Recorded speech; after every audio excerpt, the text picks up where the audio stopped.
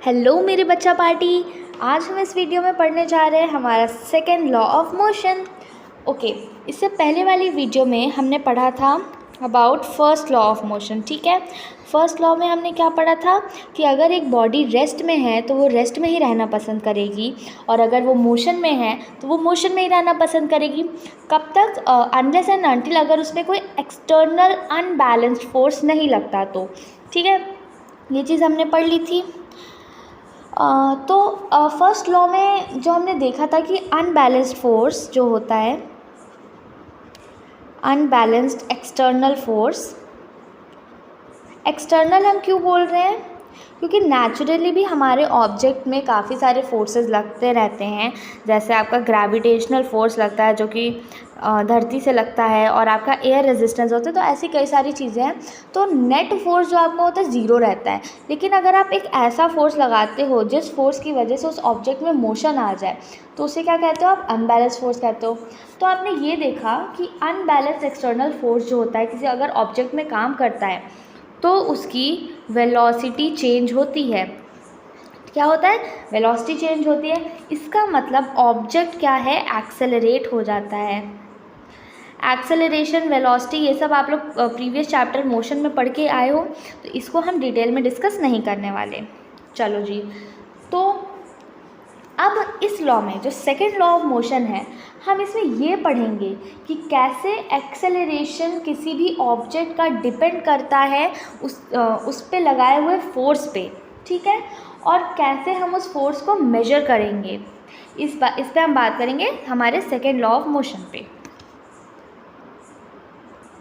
अच्छा, अब यहाँ पे अगर मैं ये कहूँ कि यहाँ ये है आपके पास एक क्रिकेट, और उसकी ये है, ये उसकी बॉल है, ये उसकी बॉल है ये, और ये क्या है? ये टेनिस है और उसकी बॉल है। अगर हम एक क्रिकेट बॉल को और एक टेनिस की बॉल को कंपेयर करेंगे तो हमें क्या मिलेगा? देखो जी, टेनिस की बॉल अगर आपने नहीं देखी हो तो टेनिस की बॉल बहुत हल्की होती है। मतलब समझ लो इतनी हल्की होती है कि वो फ़ैन से भी डेविएट हो सकती है। ठीक है, लेकिन क्रिकेट बॉल आप जानते हो कितनी ज़्यादा हार्ड, मतलब कितनी ज़्यादा स्ट्रॉन्ग होती है ना। तो अगर आप जैसे एक फोर्स से क्रिकेट बॉल को हिट कर रहे हो और टेनिस बॉल को हिट कर रहे हो, तो इसमें अलग अलग चीज़ें देखने को मिलेंगी। क्या होगा? टेनिस बॉल हमें उतना हार्म नहीं करेगी। क्यों? क्योंकि इसका मास बहुत कम होता है। लेकिन क्रिकेट बॉल हमें हिट करते ही काफ़ी इंजरी पहुंचा सकती है। ठीक है, वैसे ही अगर आप एग्जांपल लेते हो एक बुलेट गन का, सपोज़ ये एक बुलेट गन है। ठीक है, अगर आप इसे एक गन के थ्रू फायर करते हो तो क्या होगा? गन के थ्रू फायर करने से इसमें काफ़ी तेज़ वाली वेलोसिटी से ये जाएगी, तो इसीलिए ये इंजरी करती है। लेकिन अब अगर आप बुलेट को ऐसे ही हाथों से कहीं फेंको, चेस्ट में फेंको सपोज़, तो इंजरी नहीं होगी। ठीक है, इस चीज़ को हम बताता है हमारा सेकेंड लॉ ऑफ मोशन। तो यहाँ से हम एक कंक्लूजन निकाल सकते हैं। क्या? देखो स्टेटमेंट क्या है? If an object is to be accelerated, अगर हमें किसी ऑब्जेक्ट को एक्सेलरेट कराना है तो we know that a greater force is required to give greater velocity. मतलब इस स्टेटमेंट का ये मतलब है कि अगर हमें किसी भी ऑब्जेक्ट को, अगर हम किसी ग्रेट फोर्स से, यानी कि सपोज़ यहाँ पे ना एक बॉल है जिसका मास m है। ठीक है, इसको अगर मैं 2 न्यूटन के फोर्स से हिट करती हूँ तो क्या होगा? ये थोड़ी दूर पे जाएगी और रुक जाएगी। ठीक है, अगर मैं इसी m वेट के बॉल को सपोज़ करिए 100 न्यूटन के फोर्स से धक्का मारूंगी तो ये काफ़ी आगे तक जाएगी। मतलब इसके कंपैरिजन में तो ये बहुत दूर तक जाएगी। तो यही चीज़ स्टेटमेंट में लिखा है कि अगर हम ज़्यादा फोर्स देंगे तो ज़्यादा वेलोसिटी होगी। ठीक है, अब ज़्यादा वेलोसिटी होगी तो ज़्यादा डिस्टेंस भी वो कवर करेगा। ठीक है, अब यहाँ पे हमारा एक कॉन्सेप्ट आता है मोमेंटम। अब ये मोमेंटम क्या होता है? मोमेंटम हमारे किसी ऑब्जेक्ट के मास और उसकी वेलोसिटी को कंबाइन करने के लिए एक चीज़ होती है। ठीक है, इसकी आप डेफिनेशन अगर देखो तो मैथमेटिकल डेफिनेशन दी गई है that it is a product of an objects mass and velocity. यानी कि मोमेंटम क्या होता है, मोमेंटम इज़ किसी भी ऑब्जेक्ट के मास का और वेलोसिटी का प्रोडक्ट मतलब क्या होता है, मल्टीप्लाई। ठीक है, मोमेंटम क्वांटिटी जो है हम इसे p से डिनोट करते हैं। ठीक है, तो p is equal to mv, ये है हमारा मोमेंटम। p क्या है, किसी भी ऑब्जेक्ट के मास का और वेलोसिटी का प्रोडक्ट। ठीक है, अब इसके बारे में हम और बातें करते हैं।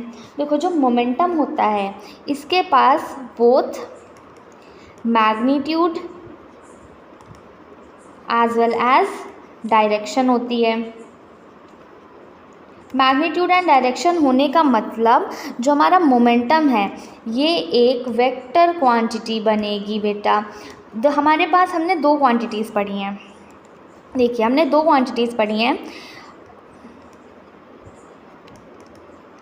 एक होती है हमारी स्केलर और दूसरी वेक्टर। ठीक है, स्केलर में क्या होता है, scalar quantity has only magnitude, लेकिन वेक्टर क्वांटिटी में मैग्नीट्यूड प्लस डायरेक्शन भी होता है। ठीक है, इसको आप अगर नॉर्मल भाषा में ऐसे समझो कि सपोज़ एक कार है, ठीक है, वो 5 किलोमीटर पर सेकेंड पर आवर से चल रही है। ठीक है, एक कार है हमारे पास जो कि 5 किलोमीटर पर आवर से चल रही है, तो इसका मैग्नीट्यूड क्या हुआ, ये 5 किलोमीटर पर आवर है ना। अब मैं ये बोलूँ कि एक कार, यही कार सपोज़ जो 5 किलोमीटर पर आवर से चल रही है वो प्लस एक्स एक्सिस की तरफ चल रही है, या फिर आप कुछ भी कह दो, आप कह सकते हो कि ये वेस्ट की साइड पे चल रही है। तो हमने क्या बताया इसमें कि इसकी मैग्नीट्यूड ये है और साथ साथ ये वेस्ट डायरेक्शन में भी चल रही है, तो और एक्यूरेट रिजल्ट्स हमें मिले ना, हम और अच्छे से देख सकते हैं कि कार की पोजीशन क्या होगी। तो ये होता है वेक्टर क्वांटिटी और ये होती है स्केलर क्वांटिटी। राइट नाउ इतना ही जानना आपके लिए आई गेस सही होगा। तो स्केलर और वेक्टर क्वांटिटी में ये डिफरेंस होता है। ठीक है, अब आते हैं हम मोमेंटम पे वापस। ठीक है, तो हमने क्या बात की कि मोमेंटम के पास मैग्नीट्यूड भी होता है, डायरेक्शन भी होता है, मीन्स ये क्या हुई, ये एक वेक्टर क्वांटिटी बनी। ठीक है, it's a vector quantity. Okay, अब देखो आगे, अब देखो इतना हमने पढ़ा that p is equal to mv, और इसमें क्या होता है, मैग्नीट्यूड और डायरेक्शन दोनों होते हैं। मैग्नीट्यूड और डायरेक्शन दोनों होते हैं। Direction is same as that of velocity v, जिस डायरेक्शन पे जिस भी तरफ इसकी वेलोसिटी होगी इसकी डायरेक्शन भी उधर ही बदल जाएगी। ठीक है, और इसकी SI यूनिट, इसकी SI यूनिट क्या होती है, इसकी SI यूनिट होती है kg मीटर सेकेंड इनवर्स।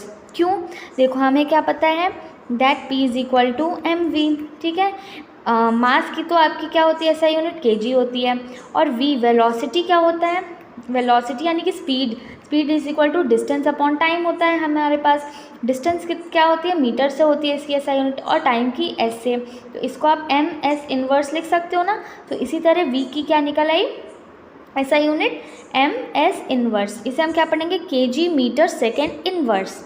ठीक है, जब हमारी कोई भी क्वांटिटी नीचे होती है तो जब वो ऊपर आती है तो उसकी जो भी पावर होती है वो माइनस में चली जाती है। इस चीज़ को मैं आपको थोड़ा और डिटेल में समझाती हूँ। जैसे अगर आपके पास 1/100 लिखा है, ठीक है, तो ये 1/10 की पावर 2 भी लिख सकती हूँ मैं इसे, है ना। 10 की पावर 2 का क्या मतलब होता है, इसमें 2 ज़ीरो है ना। तो अगर मैं इस चाहती हूँ कि मैं इस क्वांटिटी को ऊपर लिख दूँ तो मैं 10 की पावर -2 लिख सकती हूँ। ठीक है, इसी तरह अगर 10 की पावर 1/10 की पावर 5 है तो ये क्या हो जाएगा, 10 की पावर -5 हो जाएगा। ठीक है, इसी तरह किसी भी चीज़ में कोई भी पावर होती है तो वो ऊपर जाके माइनस में बदल जाती है। तो यहाँ पे क्या हुआ, मोमेंटम के केस में क्या हुआ, ये जैसे s था ये ऊपर गया तो इन्वर्स साइन आ गया। ये एक जनरल बात है तो मैंने इसे आपको अलग से समझा दिया। देखिए ये हो गई मोमेंटम की SI यूनिट। ठीक है, तो मोमेंटम के लिए इतनी जानकारी होना आपके लिए बहुत ही इम्पॉर्टेंट है। आइए आगे देखते हैं अब। ओके जी, अब यहाँ पे एक स्टेटमेंट है हमारा, since the application of N unbalanced force brings a change in its velocity, ये अभी हमने पढ़ा कि अनबैलेंस्ड फोर्स का किसी भी ऑब्जेक्ट में लगना उसकी वेलोसिटी को चेंज करता है, ठीक है। It is clear that the force also produces a change in momentum, यानी कि जो फोर्स है वो मोमेंटम में भी चेंज लाता है। क्यों? क्योंकि मोमेंटम होता है P = mv और वेलोसिटी में चेंज आएगा तो मोमेंटम में भी ऑब्वियसली है चेंज आएगा, ठीक है। इतना क्लियर है? आगे देखते हैं। अब भाई आप कहोगे मैम आप तो टॉपिक से हट गए हो, हमारा टॉपिक था सेकंड लॉ ऑफ मोशन, आप पता नहीं 10 मिनट से क्या बोल रहे हो। तो देखो बेटा, हमारे पास जो भी डेफिनेशन में टर्म्स आते हैं, सेकंड लॉ ऑफ मोशन के डेफिनेशन में आपकी टर्म आएगी मोमेंटम की, तो आपको एटलीस्ट पता होना चाहिए ना मोमेंटम होता क्या है ना बच्चा party.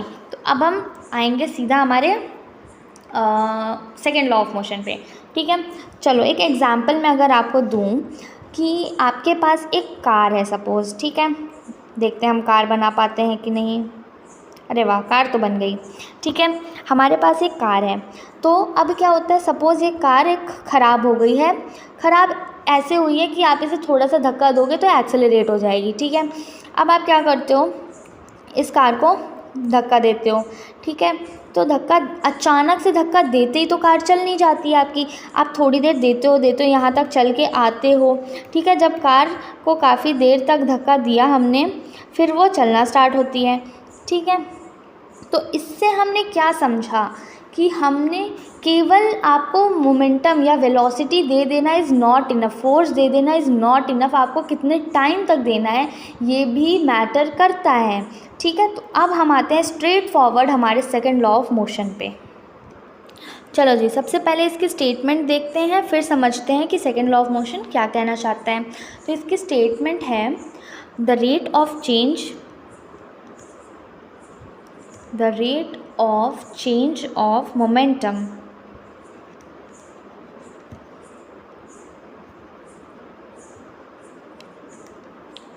of an object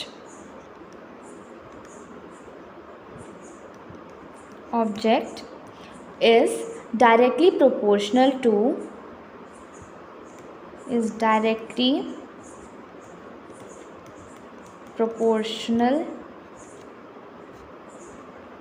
to किसके डायरेक्टली प्रोपोर्शनल होती है, अप्लाइड अनबैलेंस्ड फोर्स,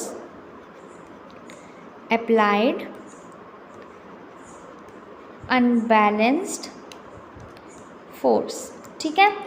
फोर्स कहाँ पे, in the direction of force, in the direction of force. ये है हमारे सेकेंड लॉ ऑफ मोशन की स्टेटमेंट, एक बार इसे पढ़ते हैं। क्या है ये, the rate of change of momentum of an object is directly proportional to the applied unbalanced force in the direction of force. In the direction of force का मतलब जिस डायरेक्शन में आपका फोर्स लग रहा है, ठीक है, उसी डायरेक्शन पे वो चेंज ऑफ मोमेंटम होगा, ठीक है।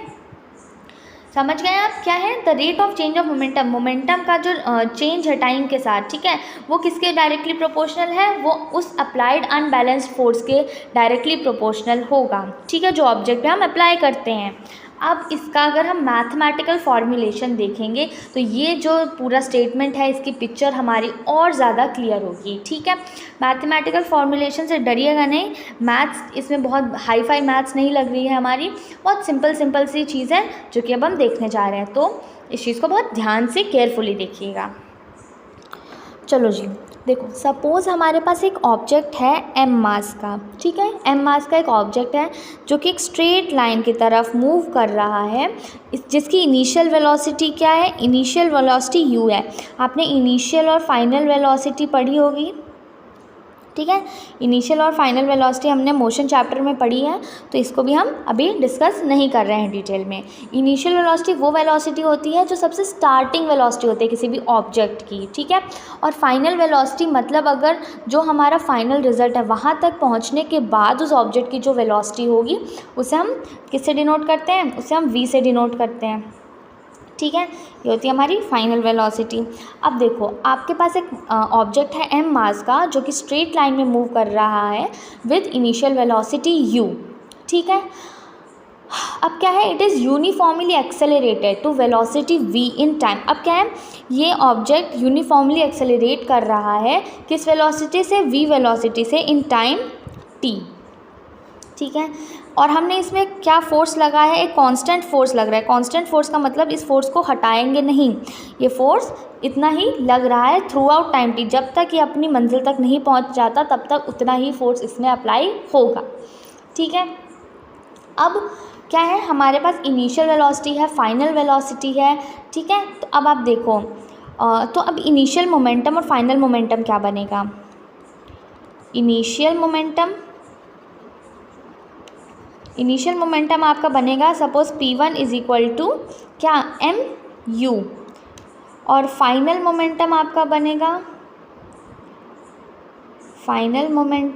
बनेगा सपोज इसे हम P2 से लिख रहे हैं तो mv, ठीक है। यहाँ u वेलोसिटी है, यहाँ v वेलोसिटी है, फाइनल के लिए v, इनिशियल के लिए u, ठीक है। अब हम क्या निकालने जा रहे हैं, अब हम चेंज इन मोमेंटम निकाल रहे हैं, चेंज इन मोमेंटम। इसका मतलब जो हम बॉल को यहाँ से यहाँ तक ले जा रहे हैं, ठीक है। अभी हमें इसका और इसके बीच में डिफरेंस देखना है कि यहाँ पे आखिर क्या काम हुआ है, ठीक है। अब हमें अगर ये डिफरेंस देखना होगा तो हम इसे जो है माइनस करेंगे, तो जो भी ये चेंज इन मोमेंटम होगा ये डायरेक्टली प्रोपोर्शनल होगा P2 माइनस P1 की, यानी कि जो आपकी फाइनल मोमेंटम है माइनस इनिशियल मोमेंटम जो होगा, ठीक है। यहाँ से यहाँ तक कि फाइनल माइनस इनिशियल मोमेंटम से हमें चेंज इन मोमेंटम मिल जाएगा, ठीक है। अब बस हमें क्या करना है, वैल्यूज़ पुट करनी है। P2 क्या था हमारा, mv था माइनस mu था, ठीक है। अब आप देख सकते हो कि यहाँ से मैं अगर m कॉमन निकालूंगी तो v माइनस u बचेगा, है ना। अब हम क्या निकाल रहे हैं, rate of change of momentum, ठीक है। हमने निकाला rate of change of momentum. अब देखो, रेट ऑफ चेंज अगर कहीं पे भी आता है इसका मतलब है कि टाइम के साथ उसमें क्या चेंज हुआ है हमें वो निकालना है, ठीक है। रेट का मतलब हो गया, आप ऐसे समझ लो, टाइम के रिस्पेक्ट में क्या चेंज हुआ है हमें मोमेंटम का वो निकालना है।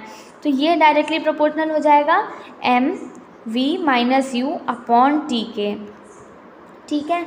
अभी आगे देखो कहाँ तक पहुँच गए थे हम, कि rate of change of momentum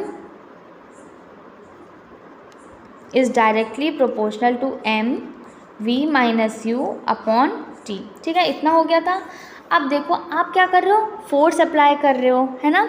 तो द अप्लाइड फोर्स, हमने कांस्टेंट फोर्स अप्लाई किया था t टाइम तक, ठीक है, जब तक वो अपनी फाइनल पोजीशन तक नहीं पहुंच गया। तो ये दो जो है the rate of change of momentum, ये फोर्स के इक्वल हो जाएगा, है ना।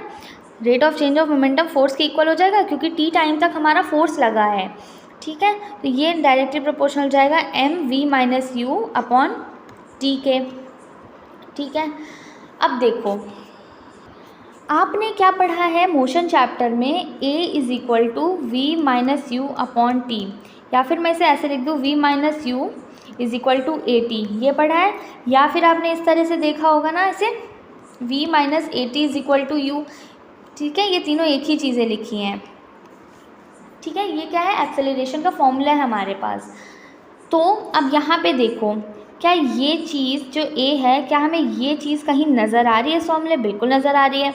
ये चीज़ अगर हम देखें तो ये किसके बराबर है, एक्सेलरेशन के बराबर है। तो f इज़ इक्वल टू क्या हो गया, f directly proportional to ma हो गया, है ना। अब आपको पता है अगर हम इस प्रोपोर्शनैलिटी को पसंद नहीं करते हैं, क्यों, क्योंकि हमसे इतना फेमिलियर ही नहीं है, तो हम इस प्रोपोर्शनैलिटी को पसंद नहीं करते। हमें क्या चाहिए, हमें कोई इक्वेशन अच्छी लगती है अगर उसमें इक्वल टू का साइन हो। तो अब अगर हमें इसे इक्वल टू करना होगा तो यहाँ हमें कांस्टेंट इंट्रोड्यूस कर देंगे, सपोज़ वो है k, देन ma।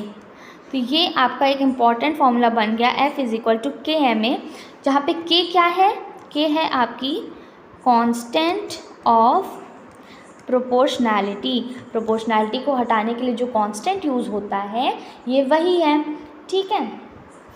अब देखो हमने क्या देखा, F इज़ इक्वल टू के एम ए, है ना। F इज़ इक्वल टू के एम ए देखा हमने, जहाँ क्या है, K क्या है, कांस्टेंट प्रोपोर्शनैलिटी है ना, सॉरी कांस्टेंट ऑफ प्रोपोर्शनैलिटी है। अब अगर मैं 1 यूनिट का फोर्स अप्लाई कर रही हूँ जिससे एक्सेलरेशन 1 मीटर पर स्क्वायर हो रहा है, पर सेकेंड स्क्वायर हो रहा है, ठीक है। ऑब्जेक्ट कितना है, 1 kg ऑफ मास का, तो हमारा रिलेशन क्या आएगा, देखो इसमें कंफ्यूज मत हो, मैं इसे लिख ले रही हूँ। फोर्स अगर मैं 1 यूनिट ऑफ फोर्स लेती हूँ, 1 यूनिट ऑफ फोर्स ले रही हूँ, ठीक है, इक्वल टू के, तो हमारा कांस्टेंट ऑफ प्रोपोर्शनैलिटी वो तो इतना ही रहेगा। मास अगर मैं 1 kg ले रही हूँ, ठीक है, और एक्सेलरेशन इतने फोर्स से इतना हो रहा है, ठीक है, ये तो इसकी यूनिट्स हैं। एक्सेलरेशन 1 हो रहा है, 1 मीटर पर सेकेंड स्क्वायर, तो F कितना आ जाएगा, F आ जाएगा ma के बराबर। कब, जब हमारा k भी 1 हो जाए। अब इससे क्या होगा, वैल्यू ऑफ k हो जाएगी 1, तो आ जाएगा F is equal to ma। यही फॉर्मूला मेन है बेटा आपके सारे न्यूमेरिकल्स के लिए, जिसमें कि सेकेंड लॉ ऑफ मोशन की ज़रूरत है, ठीक है। देखो फोर्स की यूनिट मैंने आपको बताई थी पिछली वीडियो में, न्यूटन होती है, ठीक है। न्यूटन तो हम ऐसे बोलते हैं, लेकिन न्यूटन भी किसी के इक्वल होगी ना, तो आप इसे यहाँ से निकालोगे, फोर्स की यूनिट निकालोगे, ठीक है। मास कितना होता है, kg होता है, एक्सेलरेशन की यूनिट होती है मीटर पर सेकेंड स्क्वायर, तो न्यूटन इसके बराबर हो गया, ठीक है, जिसको हम सिंबल n से लिखते हैं। तो सेकेंड लॉ ऑफ मोशन हमें क्या देता है, ये हमें एक मेथड देता है किसी भी ऑब्जेक्ट पे कितना फोर्स लग रहा है उसको डिटरमाइन करने के लिए, ठीक है, जब हमारे पास उसका मास और एक्सेलरेशन हो। तो देखो इसमें कंफ्यूज मत हो, मैं एक बार और इसे आपको मैथमेटिकल फॉर्मुलेशन एक बार और बता देती हूँ, ठीक है। बाकी की चीज़ें डिस्कस नहीं करेंगे, सीधी हम अपनी डेरिवेशन देखेंगे। हमारे पास एक ऑब्जेक्ट है जिसका मास m है, u इनिशियल वेलोसिटी है, f force constantly t time के लिए दिया जा रहा है, और हमारे पास फाइनल वेलोसिटी है v। इनिशियल देखो मोमेंटम क्या होता है, p is equal to mv होता है, ठीक है। तो इनिशियल वेलोसिटी क्या होगी, p1 mu हो जाएगी, फाइनल वेलोसिटी हो जाएगी p2 mv, ठीक है। अब change in momentum directly proportional होगा इन दोनों के, जो माइनस करोगे उसके डायरेक्टली प्रोपोर्शनल होगा, क्योंकि हमें बीच की वैल्यू चाहिए, है ना। तो p2 क्या है, mv है, p1 क्या है, mu है। अब मैंने यहाँ से m कॉमन निकाला, then I have v minus u। So अगर हम यहाँ रेट निकालें, rate of change of momentum, that will be directly proportional to the quantity divided by time, m v minus u upon t, ठीक है। अभी देखिए this rate of change of momentum is nothing but the applied external force, right. तो ये F is directly proportional to m v minus u upon t, and from this law of motion we know that v minus u upon t is equal to a, therefore F is directly proportional to ma। To remove this proportionality constant, we need equal to sign and we need a constant of proportionality, that is k, right? Okay. So F is equal to kma.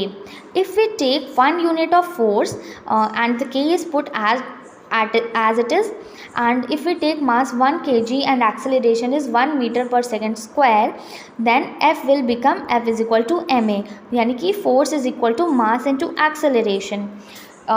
The unit of force is Newton and it is equal to kg meter per second square. ये थी आपकी पूरी second law का mathematical formulation. Hope clear है ये चीज़, है ना। अभी एक बार स्टेटमेंट देखो क्या है, the rate of change of momentum of an object is directly proportional to the applied unbalanced force in the direction of force. ठीक है जी, क्लियर हो गया। अब नेक्स्ट वीडियो में हम इस लॉ से रिलेटेड कुछ न्यूमेरिकल्स करेंगे और एक इम्पॉर्टेंट कॉन्सेप्ट डिस्कस करेंगे कि क्रिकेटर्स जो होते हैं वो बॉल को कैच करते टाइम अपने हाथों को स्विंग करते हुए नीचे क्यों ले जाते हैं, है ना। या फिर जो एथलीट होते हैं उनको अगर जंप कराया जाता है तो किसी कुशन बेड या सैंड बेड की ज़रूरत हमें क्यों पड़ती है। ठीक है, इन कॉन्सेप्ट के साथ हम कुछ न्यूमेरिकल्स भी डिस्कस करेंगे, क्योंकि न्यूमेरिकल्स भी इसमें इम्पॉर्टेंट है, क्योंकि आपको मिल रहा है सेकेंड लॉ ऑफ मोशन में एक फॉर्मूला। ठीक है, चलो जी, इस वीडियो के लिए इतना ही। बाय बाय बच्चा पार्टी। आज का कॉन्सेप्ट बहुत ही इंपॉर्टेंट था, ठीक है, तो इसे आप बहुत अच्छे से याद कर लो। ये सारे स्टेटमेंट्स एज इट इज़ याद करेंगे, एग्जाम्स में यही लिख के आएंगे। क्यों? क्योंकि ये आपके एनसीईआरटी के जो हैं स्टेटमेंट्स हैं। चलो बाय बाय बच्चा पार्टी।